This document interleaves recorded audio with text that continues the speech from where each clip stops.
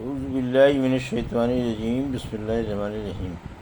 الحمد للہ رب العالمین، والصلاۃ والسلام علی سید المرسلین وخاتم النبیین، اما بعد۔ صحیح بخاری، باب کتاب الہبہ وفضلها وتعریض علیہا، حدیث نمبر 2598، اردو ترجمہ۔ اگر ہبہ یا ہبے کا وعدہ کر کے کوئی مر جائے اور وہ چیز موہوبہ جس کی ہبہ کی گئی اس کو نہ پہنچی ہو۔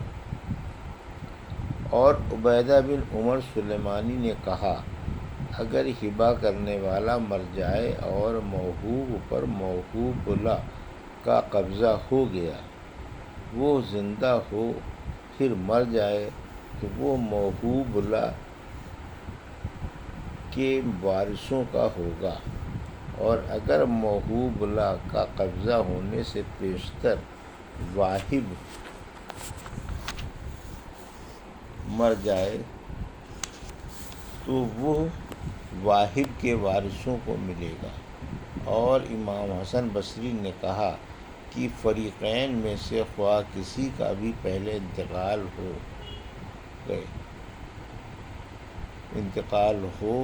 گئے ہبہ موہوبہ کے ورثاء کو ملے گا جب موہوبہ کا وکیل اس پر قبضہ کر چکا ہو۔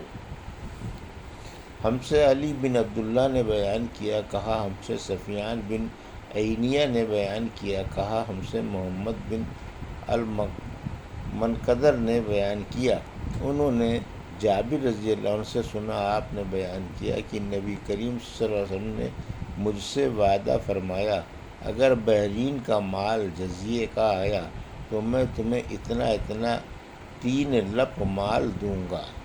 لیکن بحرین سے مال آنے سے پہلے ہی آپ صلی اللہ علیہ وسلم وفات فرما گئے، اور حضرت ابو بکر رضی اللہ عنہ نے ایک منادی سے یہ اعلان کرنے والے سے کہا کہ جس سے نبی کریم صلی اللہ علیہ وسلم کا کوئی وعدہ ہو یا آپ پر اس کا کوئی قرض ہو تو وہ ہمارے پاس آئے۔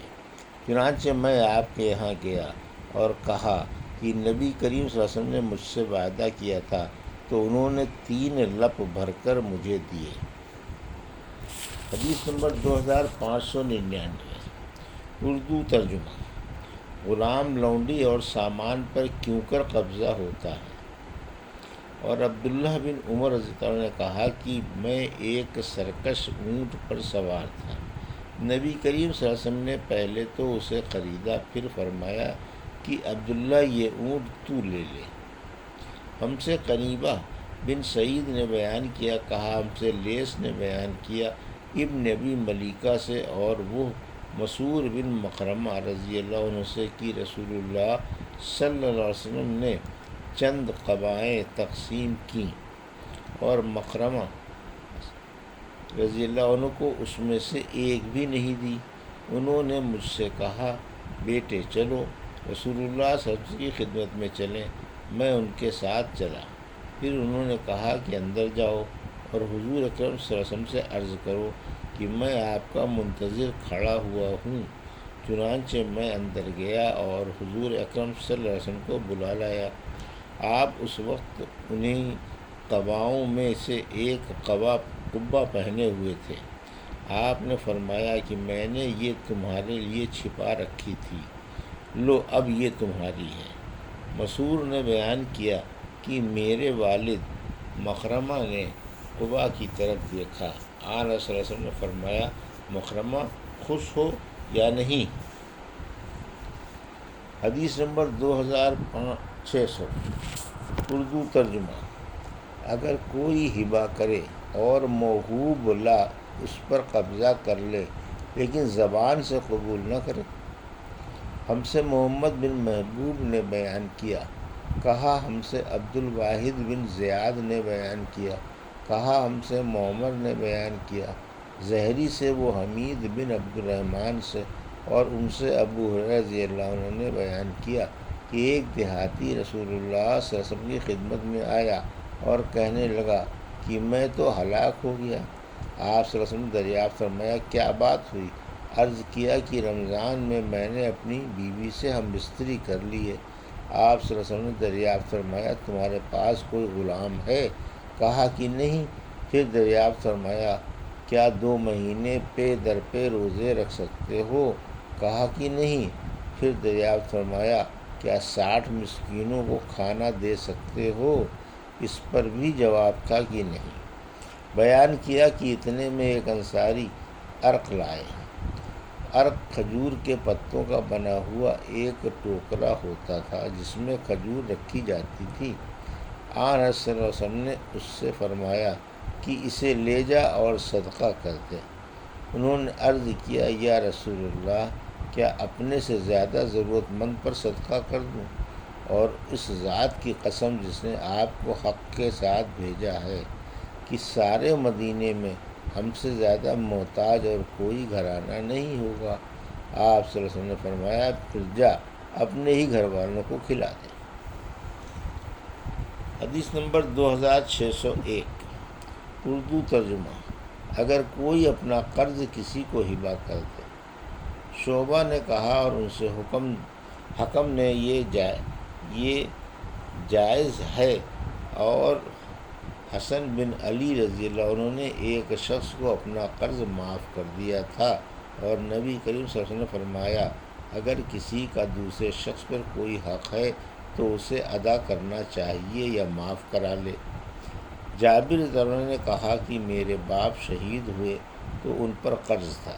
نبی کریم صلی اللہ علیہ وسلم نے ان کے قرض خواہوں سے کہا کہ وہ میرے باغ کی صرف موجودہ کھجور اپنے قرض کے بدلے میں قبول فرما کر لے، اور میرے والد پر جو قرض باقی رہ جائے اسے معاف کر دیں۔ ہم سے عبدان نے بیان کیا، کہا ہم کو عبداللہ نے خبر دی، انہیں یونس نے خبر دی، اور لیث نے بیان کیا کہ مجھ سے یونس نے بیان کیا ابن شہاب سے، وہ ابن کعب بن مالک سے، اور انہیں جابر بن عبداللہ رضی اللہ عنہ نے خبر دی کہ احد کی لڑائی میں ان کے باپ شہید ہو گئے اور قرض چھوڑ گئے۔ قرض خواہوں نے تقاضے میں بڑی شدت کی تو میں نبی کریم صلی اللہ علیہ وسلم کی خدمت میں حاضر ہوا اور آپ سے اس سلسلے میں گفتگو کی۔ آپ صلی اللہ علیہ وسلم نے ان سے فرمایا کہ وہ میرے باغ کے کھجور لے لیں جو بھی ہوں، اور میرے والد کو باقی رہ جائے وہ قرض معاف کر دیں، لیکن انہوں نے انکار کیا۔ پھر آپ نے میرا باغ انہیں نہیں دیا اور نہ ان کے لیے پھل توڑوائے، بلکہ فرمایا کہ کل صبح میں تمہارے یہاں آؤں۔ صبح کے وقت آپ تشریف لائے اور کھجور کے درختوں میں ٹہلتے رہے اور برکت کی دعا فرماتے رہے۔ پھر میں نے پھل توڑ کر قرض خواہوں کے سارے قرض ادا کر دیے اور میرے پاس کھجور بچ بھی گئے۔ اس کے بعد میں رسول کریم صلی اللہ علیہ وسلم کی خدمت میں حاضر ہوا۔ میں نے آپ کو واقعے کی اطلاع دی۔ حضرت عمر رضی اللہ عنہ بھی وہیں بیٹھے ہوئے تھے۔ آپ نے ان سے فرمایا عمر سن رہے ہو؟ حضرت عمر رضی اللہ عنہ نے عرض کیا ہمیں تو پہلے سے معلوم ہے کہ آپ اللہ کے سچے رسول ہیں۔ قسم خدا کی اس میں کسی شک و شبے کی گنجائش ہی نہیں کہ آپ اللہ کے سچے رسول ہیں۔